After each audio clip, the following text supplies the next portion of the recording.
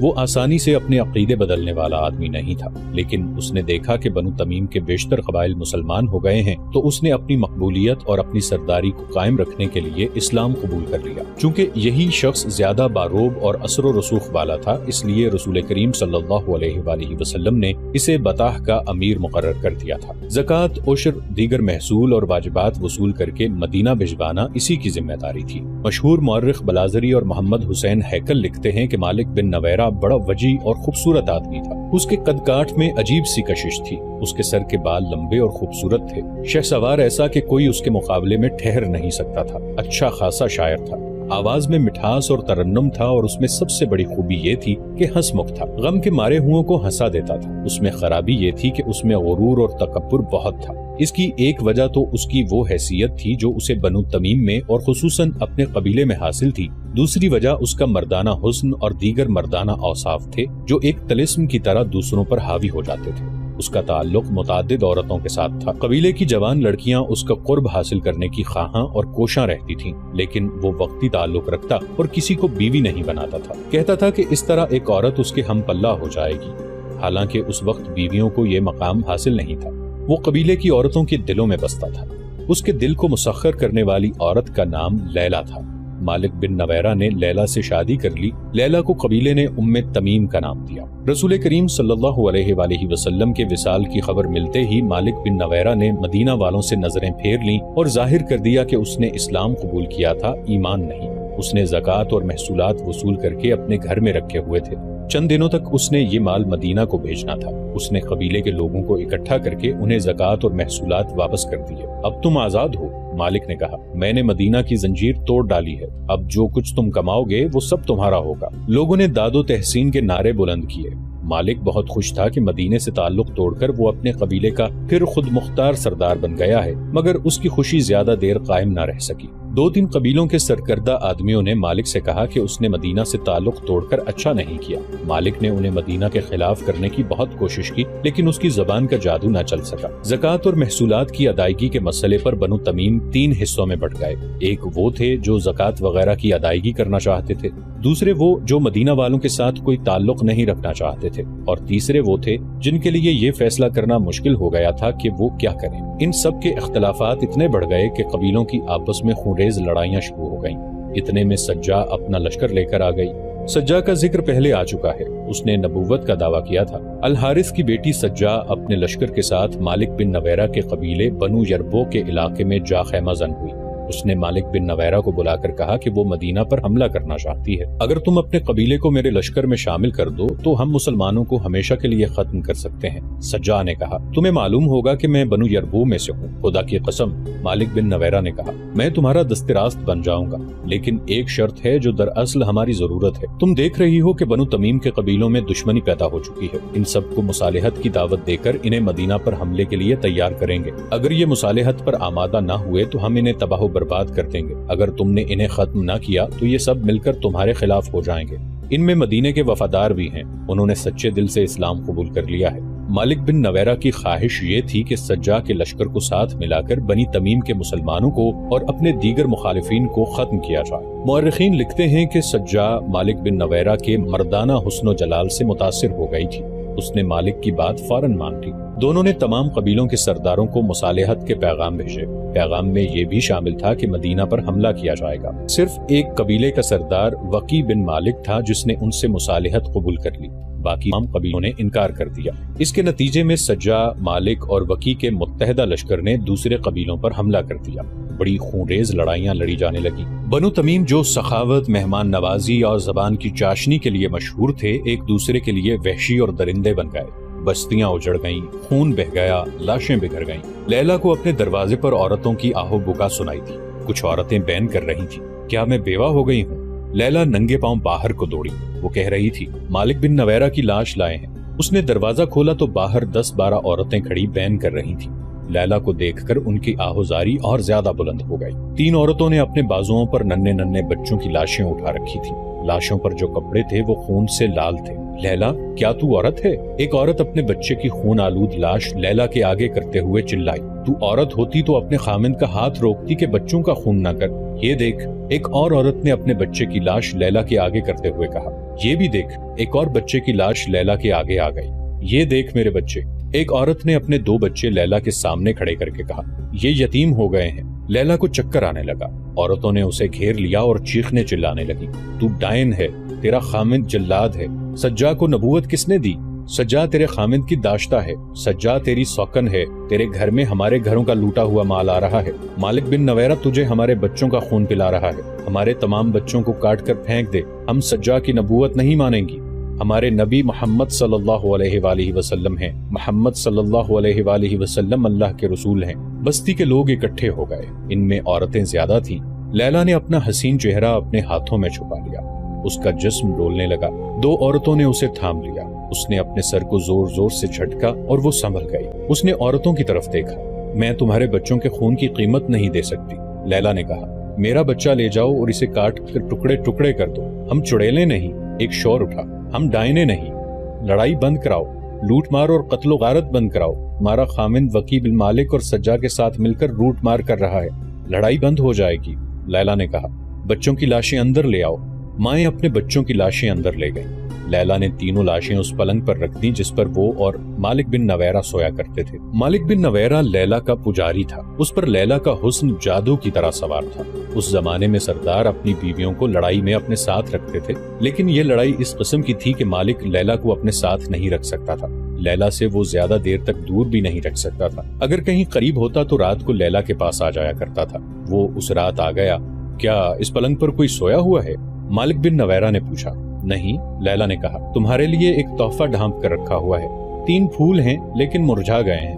مالک نے لپک کر چادر ہٹائی اور یوں پیچھے ہٹ گیا جیسے پلنگ پر سانپ کنڈلی مارے بیٹھا ہو۔ اس نے لیلا کی طرف دیکھا۔ خون پینے والے درندے کے لیے اس سے اچھا تحفہ اور کوئی نہیں ہو سکتا، لیلا نے کہا، اور اسے سنایا کہ ان کی مائیں کس طرح آئی تھیں اور کیا کچھ کہہ گئی ہیں۔ اس نے اپنا دودھ پیتا بچہ مالک کے آگے کر کے کہا، جا لے جا اسے اور اس کا بھی خون پی لے۔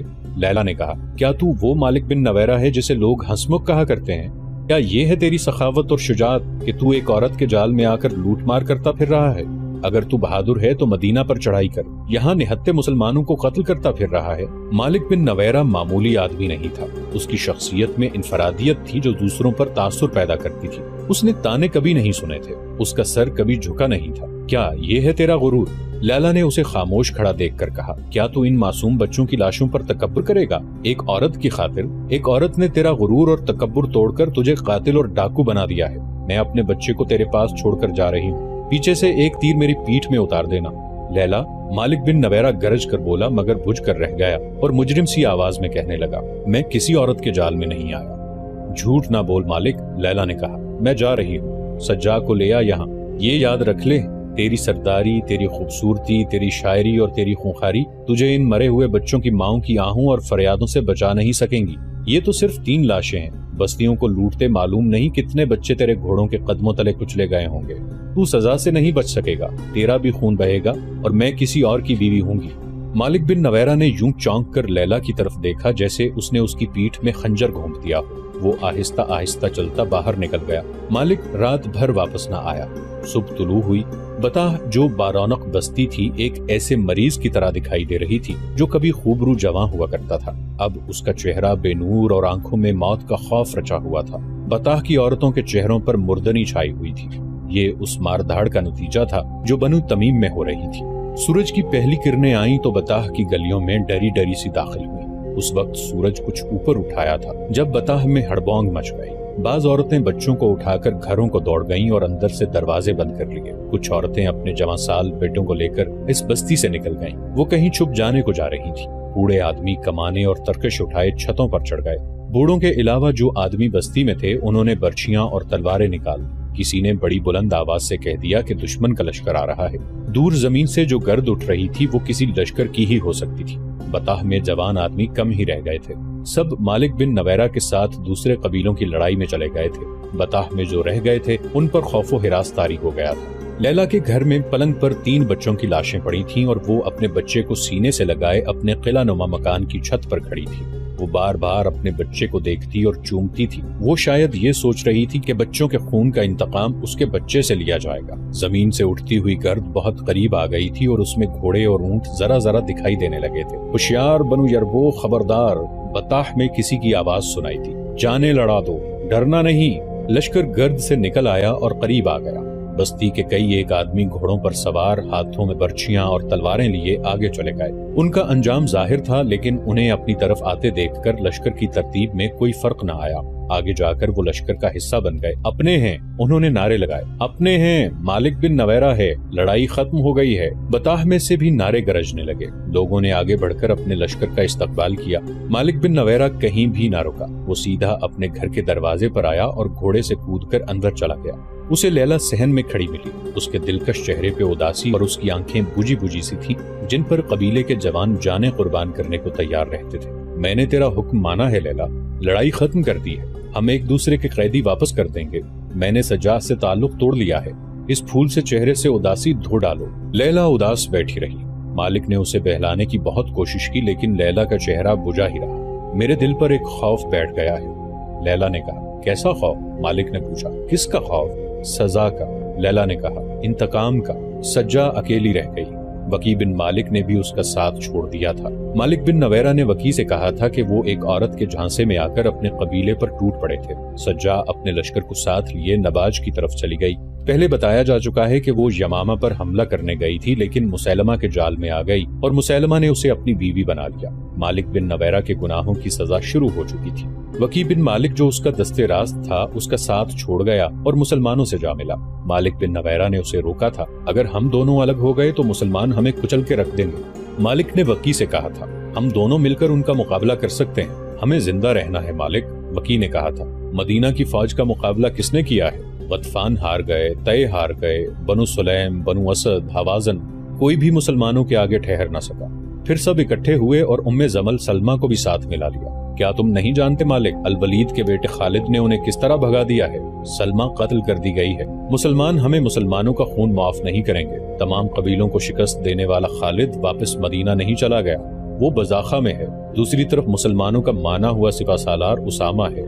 ان دونوں میں سے کوئی بھی کسی وقت یہاں کا رخ کر سکتا ہے۔ ان سے خون معاف کرانے کا ایک ہی طریقہ ہے کہ میں ان کی اطاعت قبول کر کے انہیں اپنے قبیلے کی زکوٰۃ اور محصول ادا کرتا رہوں۔ مالک بن نویرہ کوئی فیصلہ نہیں کر سکا۔ خالد رضی اللہ عنہ بن ولید تک اطلاع پہنچ چکی تھی کہ مالک بن نویرہ کو رسول اللہ صلی اللہ علیہ وآلہ وسلم نے امیر مقرر کیا تھا، مگر اس نے زکوٰۃ وغیرہ وصول کر کے مدینہ نہ بھیجی اور لوگوں کو واپس کر دی ہے۔ جاسوسوں نے خالد رضی اللہ عنہ کو مالک کا ایک شعر بھی سنایا۔ اس میں اس نے رسول کریم صلی اللہ علیہ وآلہ وسلم کے وصال کے بعد اپنے قبیلے سے کہا تھا کہ اپنے مال کو اپنے پاس رکھو اور مت ڈرو کہ نہ جانے کیا ہو جائے۔ اگر اسلامی حکومت کی طرف سے ہم پر کوئی مصیبت آئے گی تو ہم کہیں گے کہ ہم نے محمد کے دین کو قبول کیا تھا، ابو بکر کے دین کو نہیں۔ مالک بن نویرہ نے سجا کے ساتھ مل کر مسلمانوں کا جو قتل عام کیا تھا، اس کی بھی اطلاع خالد رضی اللہ عنہ کو مل گئی تھی۔ خالد رضی اللہ عنہ نے اپنے دستوں کو بطاح کی طرف تیز کوچ کا حکم دیا۔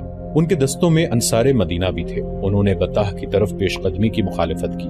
خدا کی قسم، خالد رضی اللہ عنہ نے کہا، میں اپنی سپاہ میں پہلے آدمی دیکھ رہا ہوں جو اپنے امیر اور سالار کی حکم ودولی کر رہے ہیں۔ اسے حکم ودولی سمجھیں یا کچھ بھی سمجھیں۔ انصار کی نمائندگی کرنے والے نے کہا، خلیفۃ المسلمین کا حکم یہ تھا کہ طلحہ کو مطیع کر کے اس کے علاقے میں رسول اللہ صلی اللہ علیہ وآلہ وسلم کی قائم کی ہوئی عملداری کو بحال کریں، اور جو جنگ پہ اتر آئے اس سے جنگ کریں اور بزاخہ میں اگلے حکم کا انتظار کریں۔ ہم جانتے ہیں کہ مدینہ سے ایسا کوئی حکم نہیں آیا کہ ہم بطاح پر حملے کے لیے جائیں۔ کیا تم میں سے کوئی ایسا ہے جسے یہ معلوم نہ ہو کہ میں تمہارا امیر اور سپہ سالار ہوں؟ خالد رضی اللہ عنہ بن ولید نے پوچھا، اور سب کی طرف دیکھنے لگے۔ انہیں کوئی جواب نہ ملا تو انہوں نے کہا، میں نہیں جانتا کہ خلیفۃ المسلمین کے ساتھ تم کیا معاہدہ کر کے آئے ہو۔ میں یہ جانتا ہوں کہ خلیفہ نے مجھے یہ حکم دیا تھا کہ جہاں بھی اسلام سے انحراف کی خبر ملے اور جہاں بھی مدینہ کے ساتھ کیے ہوئے معاہدوں کی خلاف ورزی نظر آئے، وہاں تک جاؤ اور اسلام کا تحفظ کرو۔ میں سپہ سالار ہوں۔ اپنی ذمہ داریاں پوری کرنے کے لیے اگر مجھے کوئی ایسی کارروائی کرنی پڑے گی جو خلیفہ کے احکام میں شامل نہیں ہوگی تو میں وہ کارروائی ضرور کروں گا۔ خلافت کے احکام میرے پاس آتے ہیں، تمہارے پاس نہیں۔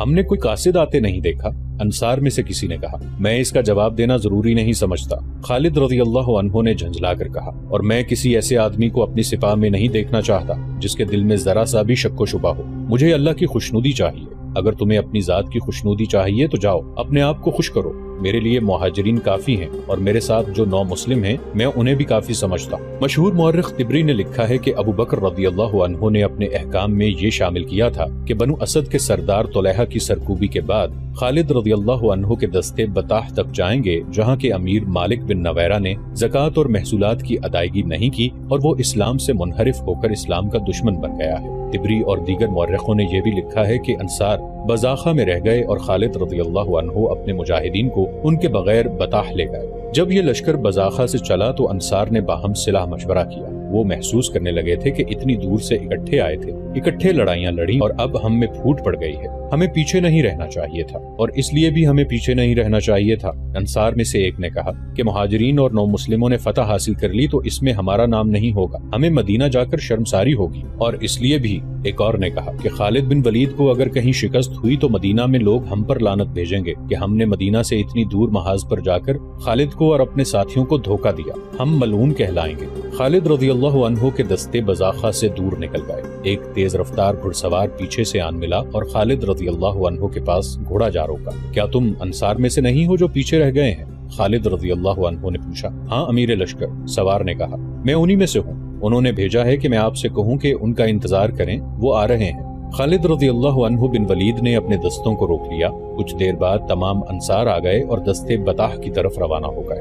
لیلا، بطاح میں مالک بن نویرہ اپنی بیوی سے کہہ رہا تھا، تو نے مجھے محبت دی ہے، تیری ذات نے میرے شعروں میں نئی روح ڈالی ہے، اب مجھے حوصلہ دو لیلا، میرے دل میں خوف نے آشیانہ بنا لیا ہے۔ میں نے تجھے پہلے دن کہا تھا کہ غرور اور تکبر چھوڑ دے مالک، لیلا نے کہا، لیکن تم اتنی دور نکل گئے کہ انسانوں کو چیونٹیاں سمجھ کر مسل ڈالا۔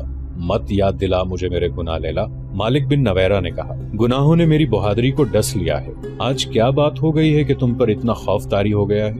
بات پوچھتی ہو لیلا؟ مالک بن نویرہ نے کہا، یہ موت کی بات ہے، میرا دل گواہی دے رہا ہے کہ میرا تیرا ساتھ ختم ہو رہا ہے، میں نے اپنے جاسوس بڑی دور دور تک بھیج رکھے ہیں، آج ایک جاسوس آیا ہے، اس نے بتایا ہے کہ مسلمانوں کا لشکر بڑی تیزی سے ادھر آ رہا ہے، اگر لشکر کی یہی رفتار رہی تو پرسوں شام تک یہاں پہنچ جائے گا، پھر تیاری کرو۔ لیلا نے کہا، قبیلوں کو اکٹھا کرو، کوئی میرا ساتھ نہیں دے گا۔ مالک نے ڈرے ہوئے لہجے میں کہا، میں نے وکی اور سجا کے ساتھ مل کر اپنے قبیلوں کا جو خون بہایا ہے وہ کوئی نہیں بخشے گا، ان سے مصالحت تو کر لی تھی لیکن دل پھٹے ہوئے ہیں، میرے قبیلے کی مدد کو کوئی نہیں آئے گا، پھر آگے بڑھو اور مسلمانوں کے سپہ سالار سے کہو کہ تم نے اسلام ترک نہیں کیا۔ لیلا نے کہا، شاید وہ تمہیں بخش دیں۔ نہیں بخشیں گے، انہوں نے کسی کو نہیں بخشا۔ مالک بن نویرہ پر خوف طاری ہوتا چلا گیا، اسے خبریں مل رہی تھیں کہ خالد رضی اللہ عنہ کا لشکر قریب آ رہا ہے۔ اس نے اپنے قبیلے کو اکٹھا کیا۔ اے بنو ابو یربو، اس نے قبیلے سے کہا، ہم سے غلطی ہوئی کہ ہم نے مدینہ کی حکمرانی کو تسلیم کیا اور ان سے منحرف ہو گئے، انہوں نے ہمیں اپنا مذہب دیا جو ہم نے قبول کیا، پھر نافرمان ہو گئے، وہ آ رہے ہیں، سب اپنے گھروں کو چلے جاؤ اور دروازے بند کر لو، یہ نشانی ہے کہ تم ان کے خلاف ہتھیار نہیں اٹھاؤ گے، ان کے بلانے پر ان کے سامنے نہتے جاؤ، کچھ فائدہ نہ ہوگا مقابلے میں، جاؤ اپنے گھروں کو چلے جاؤ۔ لوگ اپنے سروں کو جھکائے ہوئے اپنے اپنے گھروں کو چلے گئے۔ نومبر 632 عیسوی بمطابق شعبان 11 ہجری کے پہلے ہفتے میں خالد رضی اللہ عنہ بطاح پہنچ گئے۔ انہوں نے اپنے لشکر کو محاصرے کی ترتیب میں کیا، مگر ایسا لگتا تھا جیسے بطاح اجڑ گیا ہو، شہر کا دفاع کرنے والے تو نظر ہی نہیں آتے تھے، کوئی دوسرا بھی دکھائی نہ دیا، کسی مکان کی چھت پر ایک بھی سر نظر نہیں آتا تھا۔ کیا مالک بن نویرہ اپنے آپ کو اتنا چالاک سمجھتا ہے کہ مجھے گھیرے میں لے لے گا؟ خالد رضی اللہ عنہ نے اپنے نائب سالاروں سے کہا، محاصرے کی ترتیب بدل دو اور اپنے عقب کا خیال رکھو، میں اس بستی کو آگ لگا دوں گا، وہ یہاں سے نکل گئے ہیں، عقب سے حملہ کریں گے۔ خالد رضی اللہ عنہ بن ولید زندہ دل، بے خوف اور مہم جو تھے، ان کے احکام بہت سخت ہوا کرتے تھے۔ انہوں نے اپنے دستوں کو اس ترتیب میں کر دیا کہ عقب سے حملہ ہو تو روک لیں، اور اگر اس کے ساتھ ہی شہر سے بھی حملہ ہو جائے تو دونوں طرف لڑا جائے۔ مسلمانوں کو اس دشواری کا سامنا تھا کہ ان کی نفری تھوڑی تھی اور وہ اپنے مستقر یعنی مدینہ سے بہت دور تھے۔ انہوں نے جن قبیلوں کو موتی کیا تھا ان کی بستیوں کو اڈے بنا لیا تھا، لیکن ابھی وہاں کے لوگوں پر پوری طرح سے بھروسہ نہیں کیا جا سکتا تھا۔ یہ خالد رضی اللہ عنہ کی پرجوش اور ماہرانہ قیادت تھی جو مجاہدین کی قلیل تعداد میں بجلیوں جیسا قہر پیدا کیے رکھتی تھی۔ خالد رضی اللہ عنہ نے بستی میں ایک دستہ داخل کیا تو اس پر ایک بھی تیر نہ آیا، ہر مکان کا دروازہ بند تھا۔ خالد رضی اللہ عنہ نے یہ خاموشی دیکھی تو وہ خود بستی میں داخل ہوئے۔ مالک بن نویرہ، خالد رضی اللہ عنہ نے کئی بار مالک کو پکارا اور کہا، باہر آ جاؤ، نہیں آؤ گے تو ہم بستی کو آگ لگا دیں گے۔ तुझ पर खुदा की सलामती हो। एक छत से एक आदमी की आवाज आई, मत जला हमारे घरों को, वो जिसे तू बुला रहा है यहाँ नहीं है, यहाँ कोई नहीं लड़ेगा।